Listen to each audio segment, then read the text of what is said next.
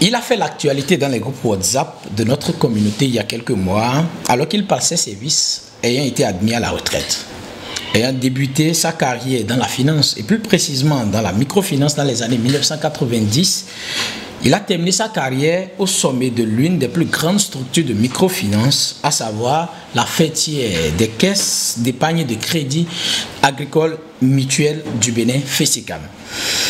Entre engagement communautaire et politique, il a su se frayer un chemin dans un monde aussi rigoureux qu'est celui des finances. Clément Yadonta, puisque c'est de lui qu'il s'agit, mérite bien d'être le premier profil que nous recevons sur Carrefour du Koutamakou dans cette nouvelle rubrique réservée désormais à ces personnes qui font la fierté de notre peuple de par le parcours professionnel. Sa trajectoire professionnelle, sa lecture du rapport Otamari Finance, ses conseils à la jeune génération, bref, nous vous amenons aujourd'hui à la découverte de quelqu'un qui, sans grand bruit, peut être inscrit aujourd'hui dans la liste des icônes de notre communauté. Bonjour mesdames et messieurs et bienvenue sur Carrefour du Koutamakou. Bienvenue sur le Carrefour du Koutamakou, le lieu où le passé et l'avenir d'un peuple se rencontrent et se révèlent. Bonjour monsieur Clément Yadonta. Bonjour cher William. Comment vous portez? Très bien. Mais écoutez, c'est un plaisir pour nous et un honneur de vous recevoir sur Carrefour du Koutamakou. Et les activités. Le plaisir est partagé. Ouais. Ouais. Alors, est-ce que vous pouvez vous présenter pour nos auditeurs? Oui, je suis Clément Yadonta, Oui. et ancien directeur général de la FECICAM à la retraite. Oui. Je suis donc au Bercail pour un petit repos. D'accord. Nous sommes dans votre domicile, là, vous pouvez. Exact. D'accord. Alors, vous l'avez dit tantôt, vous êtes l'ancien DG, directeur général de la fêtière des caisses d'épargne et de crédit agricole mutuel du Bénin, FECICAM. Ouais. Et vous avez été admis à la retraite, je pense, il y a quelques mois. Oui, en décembre dernier. En décembre dernier, c'est ça. Alors, ce parcours atypique, c'est lui qui a motivé cette première interview que nous faisons avec vous, et non seulement avec vous, mais que nous allons faire avec d'autres, parce qu'on a décidé de rencontrer des personnalités de la communauté des Batamariba, des gens qui ont marqué la communauté de par leur parcours professionnel. Et donc, merci encore pour cet honneur que vous nous faites. Non, c'est à moi de vous remercier pour le travail que vous avez fait dans cette communauté. Alors, quand et comment Clément Yadonta intègre la FECICAM? Quand c'est en 1992, j'étais en fin de formation à la faculté des sciences économiques. Je peux dire même un peu avant, j'étais déjà rentré. Après la licence, je suis rentré m'installer et j'allais chercher des cours pour l'année de maîtrise. Donc, j'étais là quand on m'a informé qu'il y avait un test de recrutement au niveau des CRCAM et dont le réseau Ensemble fait la FECICAM dont on a parlé tout à l'heure. Oui. Et on demandait des jeunes nantis d'un diplôme de CAPR comptable ou de PC. Oui. Et dans la communauté, en tout cas à l'heure où on parlait de 192, Oui. J'étais membre de l'association de développement et représentant des jeunes au niveau de la sous-préfecture à l'époque. Il y avait un conseil consultatif. Ah bon? Oui. Et on m'a annoncé ça pour que je puisse chercher des jeunes frères ou autres personnes qui avaient ce diplôme pour postuler. Oui. Parce qu'en réalité, on voulait quelqu'un qui parle la langue. D'accord. Parce que la caisse était moribonde à l'époque. Et ils avaient décidé de la fermer en fait. Et le directeur régional de l'époque a dit non, il va essayer des jeunes sur place pour voir si ça peut reprendre. Donc, il y avait Bukumbe, Obli et Materi qui étaient dans cette situation. Alors, j'ai lancé des recherches, mais pas un seul qui ait ce diplôme, ce profil.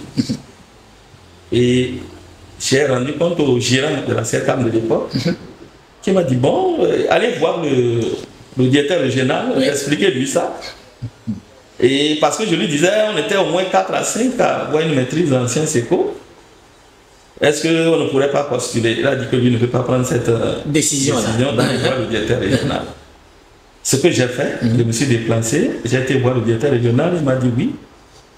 vous pouvez postuler, mais moi, je n'ai pas de l'argent pour payer niveau maîtrise. Je veux des gens qui vont juste faire le job dont j'ai besoin et le salaire est assez faible. Bon, si ça vous intéresse, allez dire à tes collègues, tes frères, si vous êtes prêts, vous pouvez postuler. Quand je suis rentré, j'ai informé les uns les autres. Bon, et ça n'a pas intéressé plus d'un que j'étais. Ah bon? Et il dit, bon, ok, puisque ça ne vous intéresse pas. Je suis allé, j'ai postulé. Et c'est comme ça que j'ai été retenu pour gérer le guichet de la CECAM de Boukombe en tant que gérant caissier. J'étais seul dans la caisse. Donc vous deviez faire ce double travail-là. Bien sûr, on faisait la gérance et je devrais tenir la caisse. Quand je dois bouger pour faire la promotion de la caisse, je suis obligé de fermer. Et de mettre une ardoise à la porte pour dire je suis amendé. Donc je dis bon, j'ouvre le soir à 15h ou à 16h. Okay. Ou bien revenez le lendemain. Donc c'est comme ça que j'ai intégré le système à la CECAM. Et alors, en entrant à la CECAM, est-ce que vous saviez que vous allez finir aujourd'hui au sommet d'une institution pareille? Aviez-vous cette conviction-là? Non, il faut être, faut pas être prétentieux. Parce que en venant dans une maison, on ne sait pas comment elle est gérée. Oui. Je ne maîtrisais pas du tout comment ça fonctionne. La seule chose qui m'avait plu, c'est que j'ai échappé belle au chômage. Parce que j'avais fini, j'étais admissible, mais il restait à soutenir quand c'est arrivé. Donc j'ai quitté l'université pour le boulot. Donc là, j'ai dit, Dieu merci. Tant mieux. Le chômage, c'était aller te débrouiller ailleurs. Donc, au début, vraiment, je n'avais aucune idée ni ambition, mais il fallait régler ce problème-là d'abord. Mais lorsque j'ai commencé par exercer, on s'est retrouvé et j'ai vu que le personnel de la région de la Takora, Donga, était vieillissant. C'est-à-dire c'est des anciens qu'on avait recrutés depuis les années 78, avec le niveau BPC ou CAP effectivement. Et j'étais avec un autre nanti de maîtrise qui avait été recruté au même moment que moi. D'accord. Et notre directeur régional était un agroéconomiste. Donc de tout ce personnel, une trentaine, quarantaine, même au-delà de personnes, on était trois à avoir le niveau universitaire. Et là, je me suis dit, ici, il y a à faire. Si on a un bon plan de carrière soi-même, je me dis, bon, si le directeur est promu quelque part à la direction nationale, il y a 50% de chances que... Ah, vous occupiez le rôle. Voilà, parce que mon second et moi, on est deux. Et si on devait dire les gens de la Takora, à l'époque, puisqu'on positionnait quand même des gens de la région pour pouvoir développer l'épargne de crédit. Donc, c'est à ce moment-là que j'ai commencé par dire, il faut s'organiser, il faut travailler. Il faut travailler parce que il y a de l'espoir. Et puis d'ailleurs, il faut aimer ce qu'on fait. C'est ça. Il y a un adage chinois qui dit que celui qui fait le travail qu'il aime, il n'a jamais travaillé. C'est comme s'il s'amuse tous les jours. C'est ça, son activité, il aime ça, donc tous les matins, il est prêt à y aller. Alors, je me suis appliqué. Mais justement, comment vous faites pour partir de la plus petite échelle, comme ça, gérant caissier, d'une CECAM comme celle de la commune de Boukombe, jusqu'au sommet, et je fais une parenthèse pour dire, moi j'ai écouté des témoignages du jour de votre passation de service. Il y avait de l'émotion ce jour-là. On sentait que c'était quelqu'un qui avait bien fait son travail qui partait. Mais comment vous avez fait pour vous retrouver au sommet comme ça? Bon, comme je l'ai dit, étant déjà avec un profil assez intéressant, Bac plus 4 à l'époque, je me suis appliqué d'abord à relever la caisse qu'on m'a confiée, Boukombe. Je suis venu la trouver avec 17 millions de dépôts et j'en suis parti avec plus de 100 millions. Waouh! après 6 ans d'exercice. Wow. Et on m'a affecté. Et chaque fois qu'il y avait une promotion à faire, les gens m'identifiaient. Donc je suis passé de gérant à formateur zone. La formation, c'est pour couvrir la zone Atakora Donga et Boarou Arigori, avec pour poste à Paraco. D'accord. Donc, ça veut dire que j'avais déjà franchi une bonne partie. Oui. J'étais presque, disons, à la direction générale, Oui. puisque le poste à Paraco, j'étais géré par le directeur. Ok. Nous étions seulement en détachement. Donc ça veut dire qu'on m'avait déjà identifié à ce niveau-là. Puis, 2 ans après, 2 ans et demi pratiquement, j'ai été sollicité à Cotonou pour gérer le service crédit. Donc déjà de la formation que je faisais, du crédit pendant 6 ans, alors ceux qui m'envoyaient là-bas, il avait déjà pressenti que je pouvais être un cadre de l'institution. D'accord.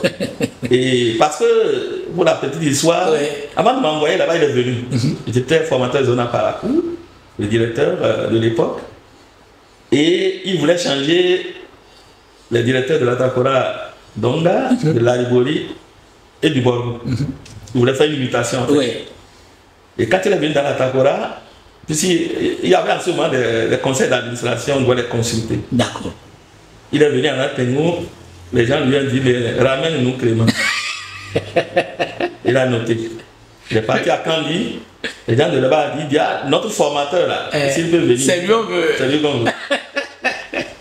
Et arrivé à Parakou, là où j'étais, le conseil de Borgo dit la même chose.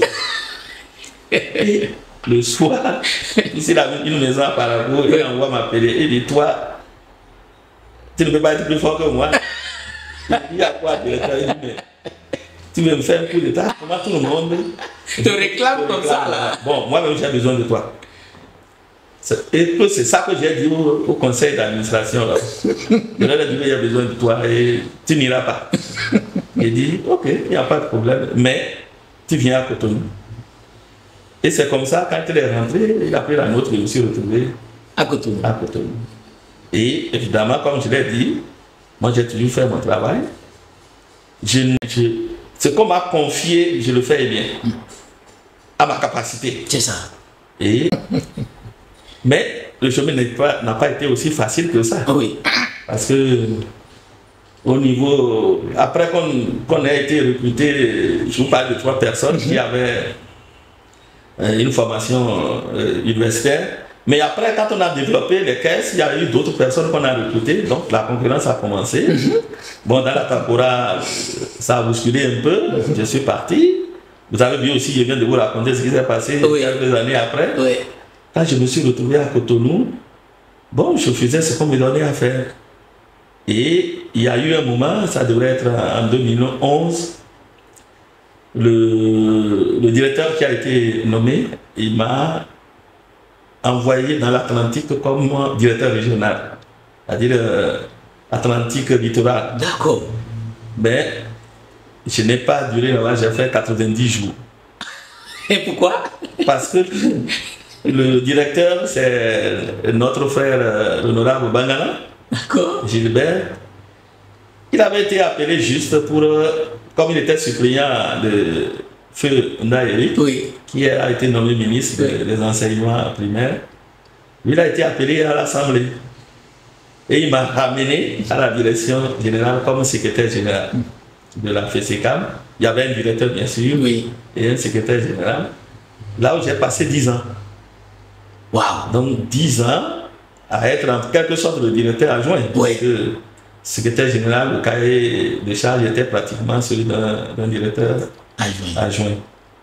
Wow. Donc, en nombre de ça, j'ai fait tout ce que je pouvais faire pour que la maison marche, en soutenant bien sûr mon directeur et en faisant le travail qu'on demandait de faire, en assurant l'intérim presque tout le temps, puisque c'était ça le cahier de charge. Et le conseil d'administration a apprécié mon travail. Au départ de l'autre, il ne me restait que 2 ans et demi. Pour partir à la retraite. Pour partir à la retraite.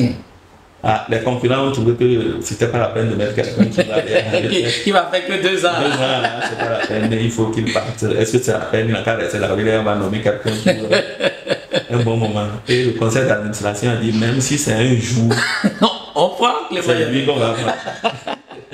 Donc, c'est comme ça. Et moi, nommé directeur général en mars 2021. Ok. Et j'ai terminé en 2023. D'accord. Alors, qu'est-ce que j'ai fait pour que, au moment de me dire au revoir, vous avez entendu tant d'éloges, de si bons témoignages. De si bons témoignages. Oui. Je n'ai fait que mettre l'homme au centre. Mettre l'homme au centre. Au centre des relations humaines, la gestion des ressources humaines. Il faut comprendre que vous ne pouvez rien faire seul. Et quand quelqu'un fait bien, il faut l'apprécier, il faut le récompenser si c'est nécessaire. Même sans récompense matérielle, lorsque vous l'appréciez, vous le félicitez devant tout le monde pour dire voilà, celui-ci a fait tant. Vous le considérez comme il se doit, sans injustice. Lorsque quelqu'un a droit à quelque chose, il faut le lui donner. Et quand vous faites ça, en fait, je n'ai pas fait seul le travail.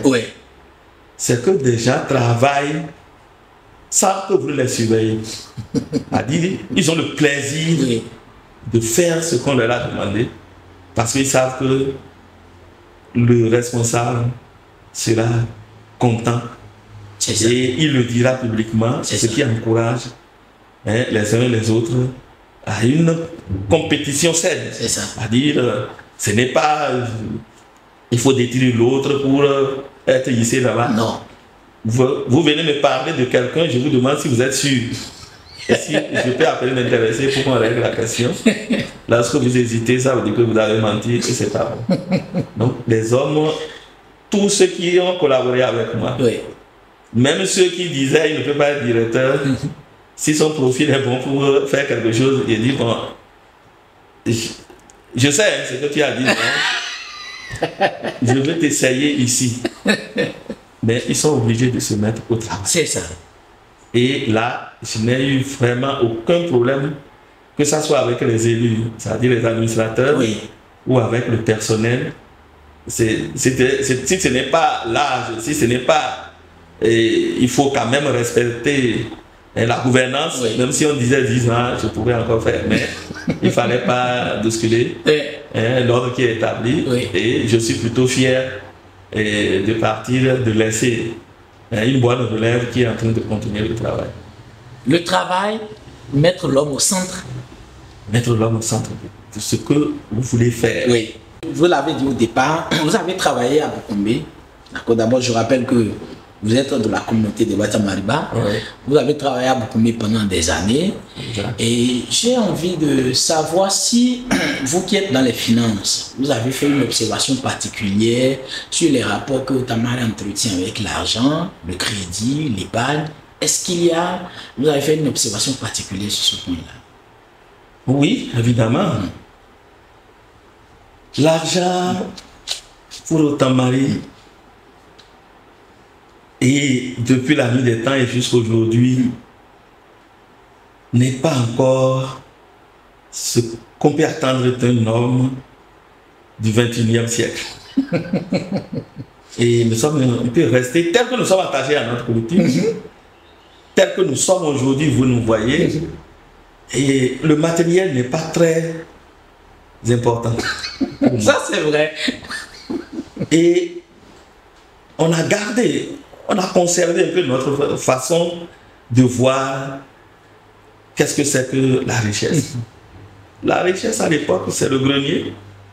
C'est plein, il y a tout dedans, on mange bien, il y a le haricot, il y a le sorgho, il y a tout. C'est le bétail. Il sort ses bœufs, il est tout fier, avec ses enfants pour les garder. La femme sort les caprins, ils vont les attacher quelque part. Et puis, il est riche. En plus, l'argent, d'abord on échangeait beaucoup. Donc, l'argent n'était pas le vrai matériel de richesse. Et même quand on dit l'argent, on dit bah, C'est le colis. C'est ça. Et celui qui en avait, mettait ça dans une jarre et il fermait. Il conservait. Il conservait. Parce que ça peut acheter le bœuf. On compte, on achète le bœuf avec. On compte, on achète. Donc, son DAT là, c'est ça, jarre, oui, mais. Donc, l'argent, la banque, n'est venue que très tardivement. Si bien que il a d'abord la crainte, s'il n'arrive pas à payer, quand il prend du crédit, je n'arrive pas à payer, il ne veut pas te tracasser. Épargner, c'était un autre problème. Et c'est même pour ça que le directeur régional nous avait recherché en tant que fils du milieu. A dit, allez parler à vos parents. Et je vous dis, ça n'a pas été facile. Quand je parle de 100 millions, c'est parce que vraiment, finalement, c'est à moi qu'on confiait l'argent et non à la CERGA. Donc quand il vient, il veut me voir. Si je ne suis pas là, il ne me dépose pas. Parce qu'après, j'ai eu un caissier. Ouais. Le caissier aussi était de la zone, mais comme ils ne le connaissaient pas avant, ils n'ont pas aimé remettre de l'argent à n'importe qui. Et quand il dépose, il revient, il pense même que tu dois encore lui retourner son argent. Surtout ceux qui sont du village complètement. Oui. Donc c'est quand ils se sont habitués que vraiment la caisse a commencé par prendre. Le crédit, c'est vraiment petit à petit. Parce qu'ils ne sont pas... On n'est pas nombreux à être commerçants. Donc, vraiment, ce n'est pas encore ça.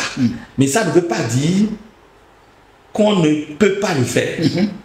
L'essentiel, c'est d'amener petit à petit les gens à s'ouvrir à la modernité et à concurrencer. Parce qu'on dit qu'il n'y a pas d'argent chez nous, les gens viennent s'installer. Les étrangers viennent s'installer, ils se font beaucoup d'argent d'ailleurs. Les premiers commerçants, c'est des Yoruba, maintenant c'est des Igbo, maintenant c'est Adja, tout le monde est là. À Bougambi. Ça veut dire qu'il y a quelque chose à chercher. Sinon, on ne voit pas un commerçant dans un milieu où il n'y a pas d'argent. C'est ça.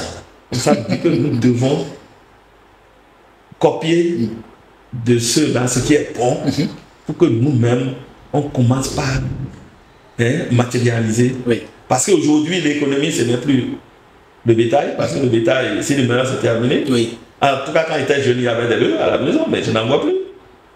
Il y avait cette jarre dont je vous ai parlé, je ne sais plus où est-ce que c'est passé.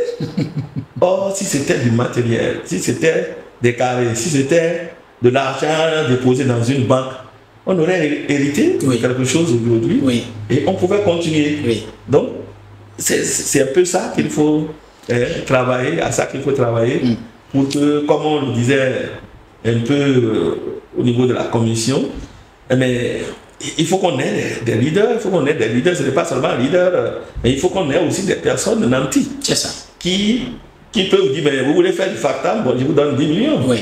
Vous voulez faire ceci, voilà ma contribution. Oui. Ça c'est vrai. Pour permettre à la communauté d'évoluer, évidemment, mais je pense que ça va aller parce que beaucoup vont à l'école aujourd'hui et ils comprennent que le monde n'est plus à l'ancien temps où on économisait, on était riche de la façon dont je viens de la décrire aujourd'hui. Oui. Voilà. Alors, on ne va pas finir cet entretien sans aborder l'aspect politique. Vous savez, on ne va pas occulter le fait que vous êtes aussi un homme politique. Je sais que c'est un sujet, mais vous êtes un homme politique. D'ailleurs, actuellement, vous êtes conseiller au niveau de Boukoumé, élu communal au niveau de Boukoumé. Comment vous avez fait pour gérer ça, politique, et une belle carrière professionnelle comme ça? Ah, ça n'a pas été facile. J'imagine. Si bien que j'ai même dû abandonner un temps. Parce que je me rapprochais de la retraite. Bon, il faut que je reprenne encore. Votre activité secondaire? Mon activité secondaire, ce virus de la politique. Bon, comment j'en suis arrivé? C'est presque sans effort. C'est-à-dire tel que je viens de le dire, quand vous avez de bons rapports avec des gens, c'est eux-mêmes qui vous poussent à cela. Oui. J'étais là régulièrement, jamais dans les petites associations. Oui. J'ai présidé par exemple l'association des élèves et étudiants de Boukoumé à Cotonou. Et puis au niveau national, quand on venait, on fait les cours de vacances, on s'amuse un peu au foot, au théâtre et tout ça. Donc, cette petite responsabilité, jusqu'au campus, où je ne sais même pas qui m'a proposé pour être premier responsable de la première année de Sciences Éco. J'ai des collègues avec qui j'ai fait le campus qui sont des députés aujourd'hui. Ah bon? Oui. Donc, et quand je suis rentré pour m'installer ici, avec le renouveau démocratique, bon, les grands frères qui sont nos devanciers en politique, bon, viennent nous aider, c'est comme ça. Et on achemine, on avance.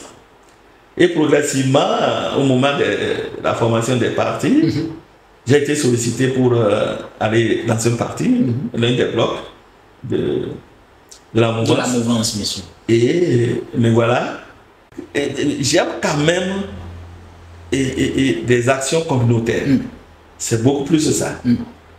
Et la CERCAM, et qui m'a aussi forgé dans le développement, fait que bon, je suis parfois intéressé quand il y a quelque chose à faire dans le village. Comme je l'ai dit, j'ai été trésorier général de l'association de développement quand j'étais même encore étudiant. Et je rappelle que vous êtes, depuis quelques jours, vous êtes vice-président de la Commission nationale linguistique d'Itamari. Voilà, autre chose que je n'avais pas préparé autrement. Je suis arrivé, c'est sur place qu'on m'a dit, bon, écoutez, vous entendez tout ce qu'ils sont en train de dire du travail qui se fait. On pense que tu peux contribuer. Je le pense aussi, avec votre expérience dans les finances, je pense que vous allez contribuer beaucoup à quelque chose. Exactement, je le souhaite. Oui. Alors pour finir, et même avant de finir avec la dernière question, est-ce que en 30 secondes peut-être ou une minute, que diriez-vous de la politique à Boukoumé? Bon, la politique est difficile à Boukoumé. D'accord. Oui. Au lieu d'être, comme on le dit en Itamari, c'est devenu Upendo. On devient des ennemis au lieu d'être des adversaires. Et là, c'est vraiment pas bien. C'est pas bien. Pendant la compétition, il faut considérer ça comme un jeu. Et lorsqu'on finit de lire, il faut qu'on contribue au développement. Parce que celui qui est devant, il a besoin d'être soutenu. Le maire a besoin d'être soutenu. Le député a besoin d'être soutenu. Parce que si vous le lisez et vous attendez tout de lui, il ne pourra même rien faire pour vous satisfaire parce que lui seul ne peut rien. Et encore qu'il faut savoir quel est le rôle de chacun.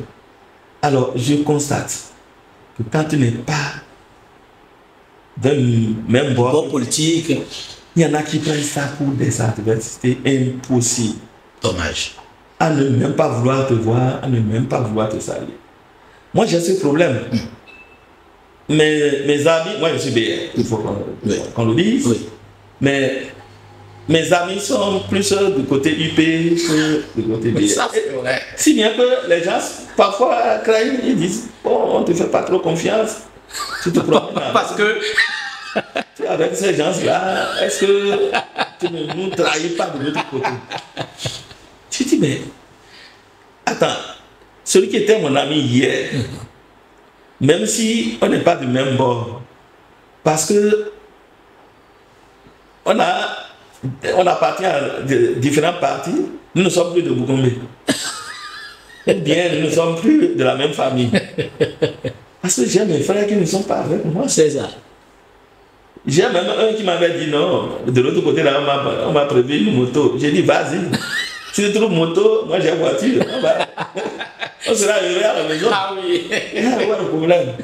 Mais vous sentez que vraiment, si bien que ça freine le développement, vous voulez faire quelque chose parce que vous n'êtes pas du même bord, on peut boycotter ça. Ils peuvent aller dire, ne le faites pas parce que ça va lui donner de la valeur, du crédit. Il ne faut pas. Moi, je pense qu'il faut qu'on abandonne cette façon de voir les choses. Je ne dis pas qu'il faut qu'on soit dans un même parti. Non, puisqu'on ne sait pas qui va gagner. C'est ça. Mais lorsque d'autres gagnent, il faut savoir, et que l'intéressé aussi sache qu'il est là-bas en tant que représentant d'une communauté, d'un peuple et d'une nation. Son coin, il doit pouvoir chercher, parce que c'est le partage là-bas, du bien commun. C'est ça. Donc voilà un peu ce que je souhaiterais qu'on soit en matière politique du fair play. Faire bien la campagne sans s'insulter. Parce que quand vous dites de mauvaises choses, vous n'êtes plus capable de vous voir. C'est ça. Pour discuter de quoi que ce soit. Oui. Parce que vous êtes insulté proprement. Oui. Là, c'est pas la peine. D'accord. Alors, pour finir, beaucoup de jeunes de notre communauté aspirent certainement à avoir une belle carrière comme la vôtre. Moi y compris. Hein. Alors, même plus, je le souhaite. Merci. Alors, quel conseil vous pouvez donner à ces jeunes-là? Que ce soit dans le domaine des finances ou dans n'importe quel autre domaine, quel conseil vous pouvez donner à un jeune qui a envie d'avoir une belle carrière comme la vôtre? C'est simple. D'abord, le travail. Parce que même si tu vas à l'école et que tu ne travailles pas, tu ne peux pas évoluer. C'est ça. Le diplôme que tu cherches, là, il faut que tu te concentres à ce qu'on t'a donné comme épreuve, apprendre tes leçons et faire des recherches pour ceux qui vont évoluer plus loin. C'est ça. Et si vous ne vous appliquez pas, comme quelqu'un le chante là, vous allez dire que c'est le maître qui est contre toi. Le maître n'est pas contre toi. Donc, il faut travailler. Oui. Il faut être patient. Travailler, mais être patient aussi. Persévérer, ça dit ne pas, dès le premier échec, dire bon, c'est terminé pour moi. Moi, je ne peux rien déjà te ramener au sol comme bon. Comme je ne peux rien, je n'ai pas trouvé de job, bon, je ne peux rien, c'est fini. Et tu dérives vers des activités que vous connaissez. Oui. Alors, quand vous travaillez, vous êtes patient, vous êtes persévérant, il faut du respect, il faut être poli. Parce que vous ne serez pas là quand on va appeler votre nom. Même si vous êtes brillant n'importe comment et que vous ne respectez pas les gens, personne ne va vous vouloir à ses côtés ou même vous recommander à quelqu'un. Donc, il n'y a pas à se décourager, il n'y a pas à mépriser, il n'y a pas à se mettre, et oui, ils ne veulent pas aider, ils ne veulent pas ceci. Non, nous devons aider, mais on n'aide que celui qui est en train de faire des efforts. C'est ça. On dit quoi? Aide-toi, le ciel t'aidera. C'est ça. Si tu ne mets pas au genou, on ne peut pas te mettre sur la tête. C'est ça. Donc c'est dans ce que tu es en train de faire et que les gens observent qui pourront dire cela, il faut le pousser. Il faut le pousser pour qu'il aille de là. Et vous-même, soyez confiants. Rien n'est facile, rien n'est difficile. Mais je suis devenu directeur à 2 ans de ma retraite, je vous aide. Rien n'est tard. Même si ce n'est pas arrivé aujourd'hui. Demain, ça va arriver. Ça va arriver. Ça dit, il faut se dire que c'est ça que je veux, même si c'est à un doigt de ma tombe là. J'aurai ça. Mais je sais qu'on partage quelque chose, l'amour de la lecture. Je sais que vous aimez aussi la lecture. Oui. Un conseil? Mais bien sûr, la lecture, en fait, la culture même, c'est la lecture. Oui. Si vous ne lisez pas, vous ne pouvez rien apprendre. Si vous n'avez pas le goût de la lecture, vous ne pouvez pas découvrir. Donc, il faut que chacun de nous, même ça prenne un temps perdu. Oui. Quand il est assis seul là, il prenne juste un bouquin, qu'il soit en train de lire. Ça donne beaucoup d'inspiration. Oui. Beaucoup. Donc, je vous encourage. Merci beaucoup. Et aux plus jeunes aussi, à pouvoir emboîter le pas. Clément Yadenta, merci beaucoup. C'est à moi de vous remercier. Merci pour la disponibilité. Merci pour avoir partagé toutes ces expériences-là avec nous.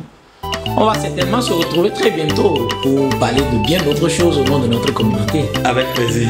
À très bientôt alors. Merci bien. À bientôt. Bien. Oui.